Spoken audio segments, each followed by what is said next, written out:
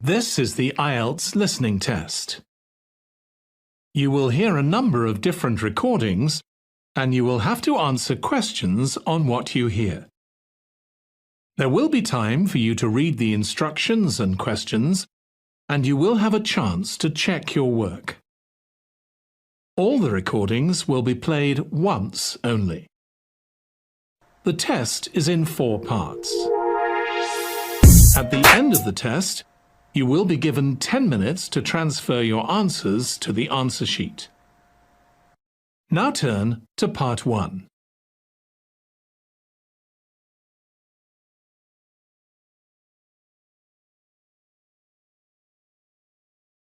You'll hear a conversation between Alan and Gianna, the office counsellor of a company. First, you have some time to read questions 1 to 6.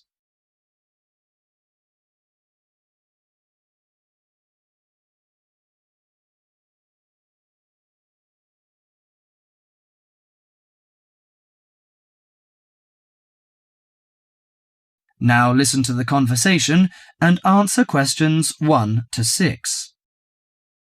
What's up, Gianna? You look like you're in bad shape. Yes, maybe I'll get sick leave from the boss and finally catch up on some sleep. I've barely eaten and slept in days. Those are warning signs of occupational stress.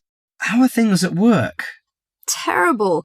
After all the layoffs lately, the workload is totally overwhelming for everyone that's left. So I spend every waking moment in the office.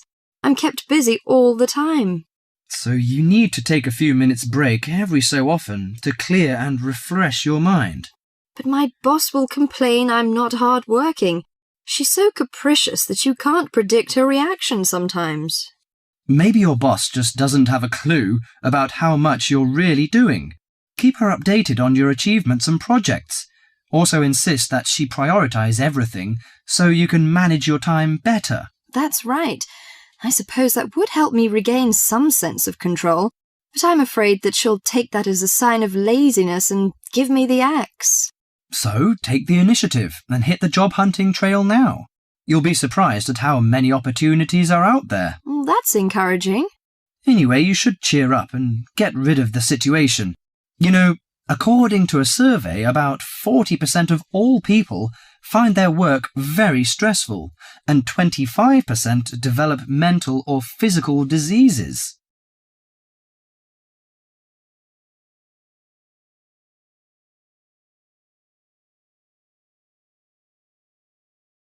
Before you hear the rest of the conversation, you have some time to look at questions 7 to 10.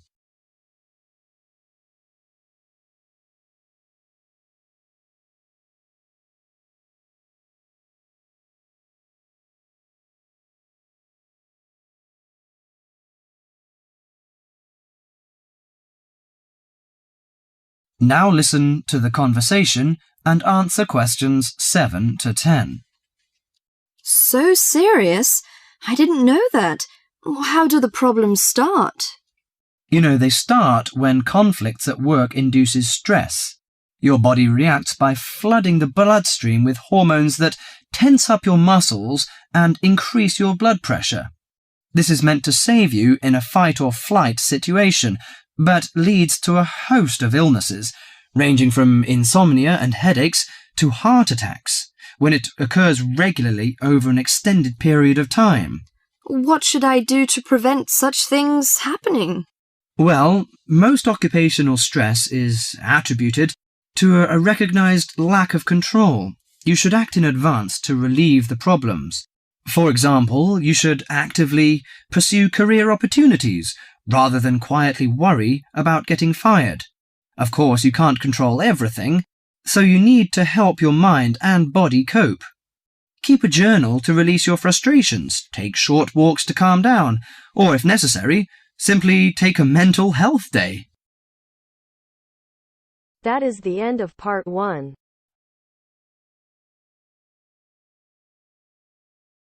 You now have half a minute to check your answers.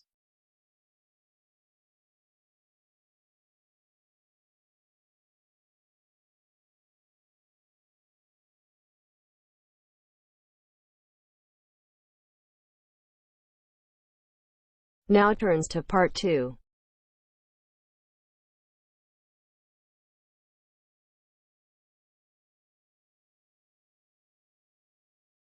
You'll hear an introduction about ancient architectures. First, you have some time to look at questions 11 to 20.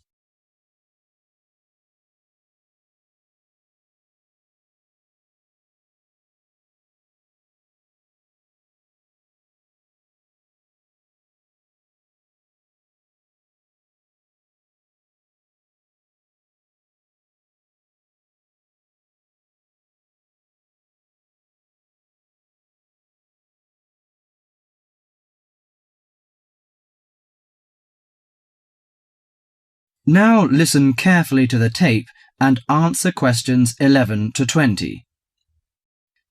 The architecture of the ancients often reflects the ideas and beliefs of that time. Some of the ancient structures can give us a glimpse into the minds of the people who built them.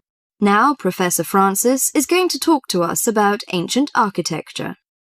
No story is more interesting or impressive than the story of architecture, and in particular the activities of human beings in the art of building. Let's have a look at this in some detail.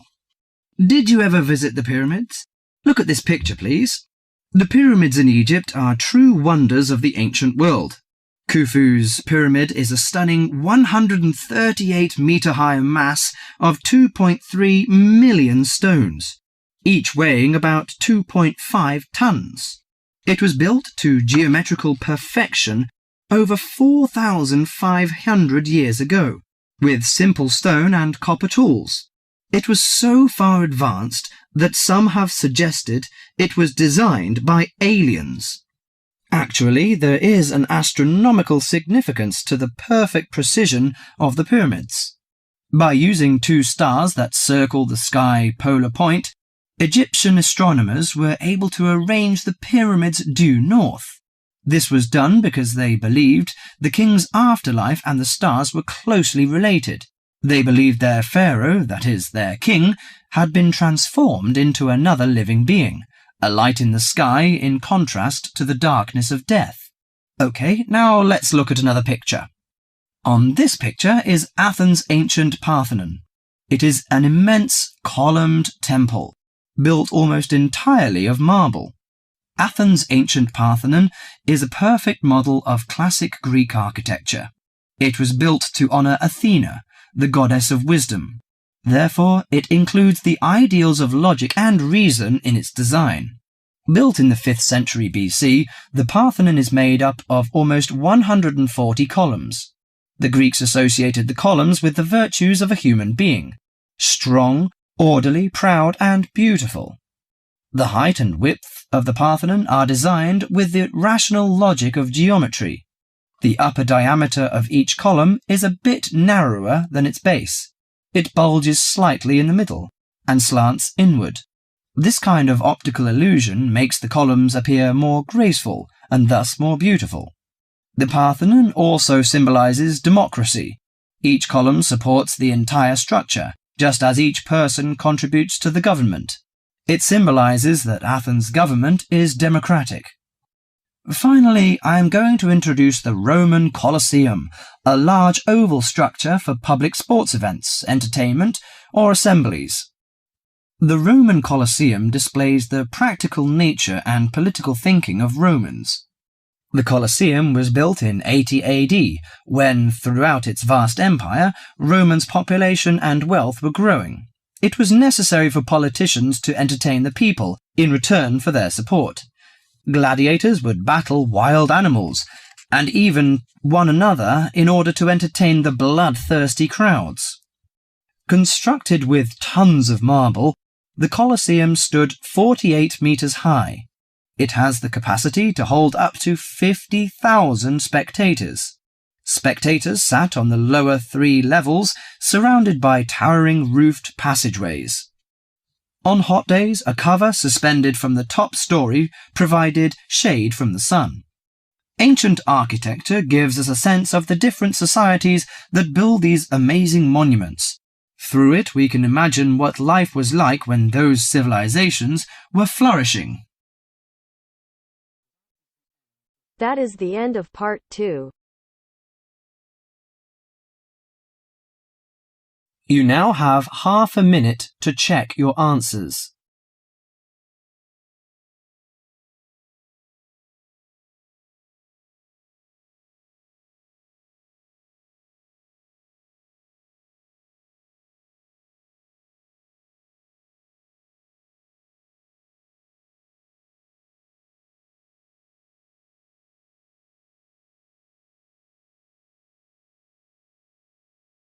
Now turns to part 3. Part 3. Listen carefully and answer questions 21 to 25.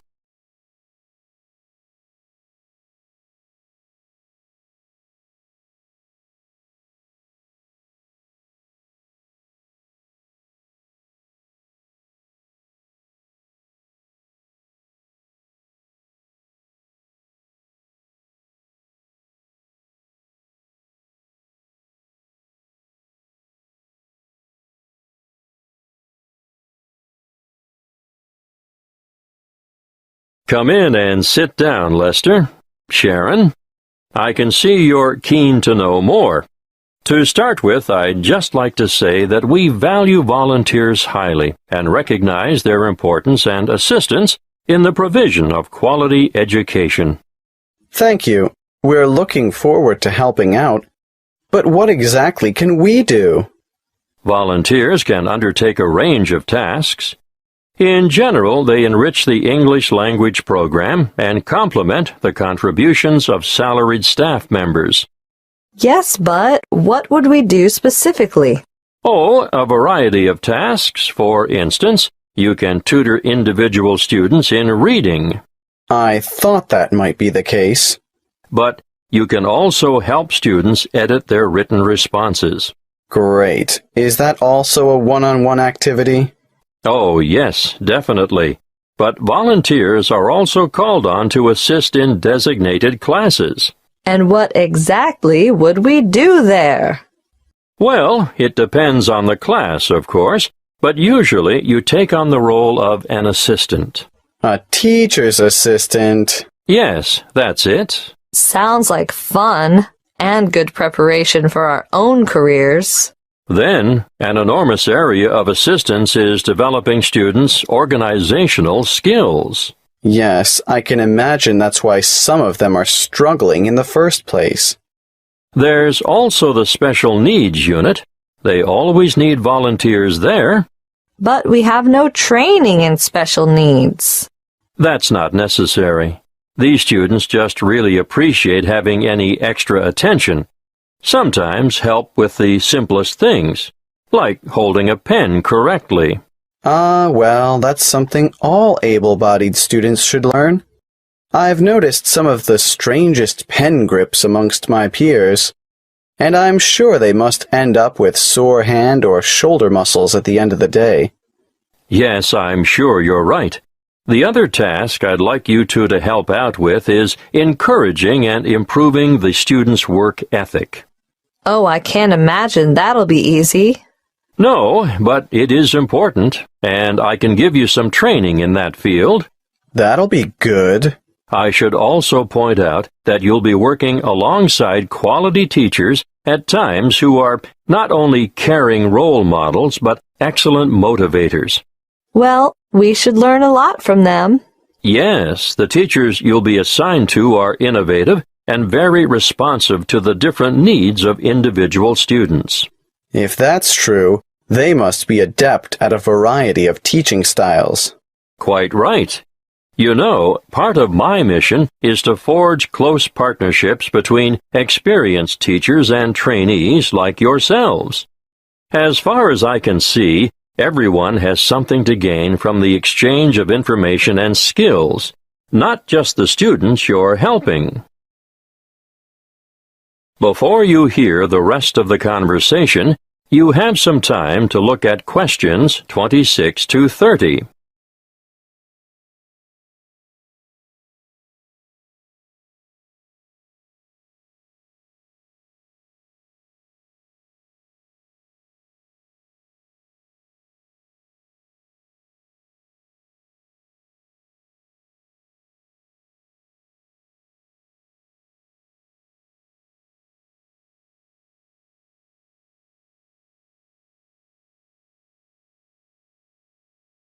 Now listen and answer questions 26 to 30.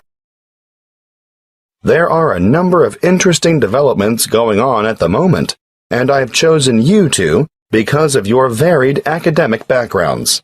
Now you, Sharon. I majored in business studies before I came to Teachers Training College. Yes, exactly. Well, I've always been more interested in science, marine biology in particular. Yes, I think it's quite exciting. The school you're going to assist at is augmenting the number of vocational learning experiences offered within its subjects. Educational philosophy these days seems to recognize the importance of increasing practical components in the curriculum. Areas of development being pursued include building and construction, agriculture, business education, and hospitality. But the Marine Studies course is already well developed. Oh, now I see where we fit in. You'll find that the school has an excellent library and audio-visual collection. There are 3 computer laboratories and a special needs network with 6 stations. Ah, they are well equipped. Wait till you see their independent learning center. What's so special about their ILC? They have the most sophisticated self-learning software I've ever seen in this region of the country. Really? Uh-huh. And there's a wide number of extracurricular activities, an extensive sporting program. Oh, sport? Not my thing at all. Well, no, maybe not. But they also promote students' participation in different scholastic competitions. I'm impressed. I think we're going to enjoy this. That is the end of part 3. You now have half a minute to check your answers.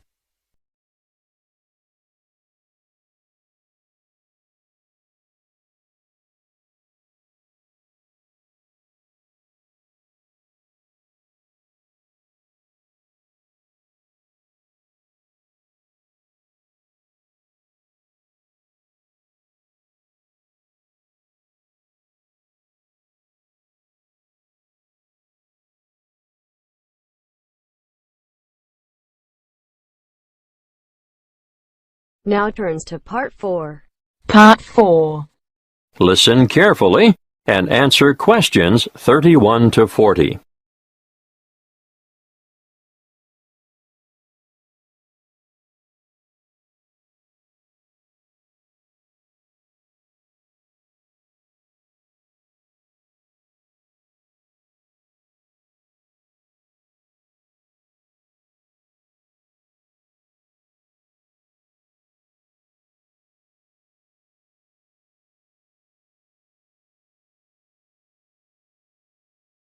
My talk today is on anxiety.